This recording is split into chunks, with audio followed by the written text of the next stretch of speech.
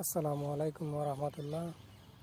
এমন একজন মানুষকে নিয়ে আসলাম, ওনার কথা শুনলে আপনাদের হৃদয় জুড়িয়ে যাবে। ওনার ওনার কথাগুলো শুনে যাবেন। উনি একজন উদার মনের মানুষ, বক্তব্যের সাথে কান্না করে দিবেন। না শুনলে মিস করবেন। ভিডিওটা লাস্ট পর্যন্ত দেখবেন, দেখে যাবেন। তিনি কিছুক্ষণ পরে তার গলায় ফাঁসের রশি দিয়েছেন। তিনি সংগঠনের হকের কথা ভুলেন। এক সময় এই সমস্ত স্টেজে যারা সামনের সারিতে বসত, আজকে তাদের সবাইকে আল্লাহ তাআলা তার কাছে নিয়ে গিয়েছে। আমরা অসন্তুষ্ট নই,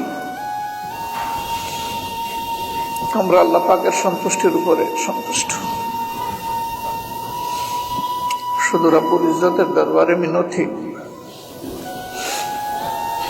তিনিও যেন তার এই গোলামদের উপর পুরোপুরি সন্তুষ্ট হয়েছেন। সৌভাগ্যের দিক থেকে আমি সবচেয়ে বঞ্চিত শহীদ সেক্রেটারি জেনারেল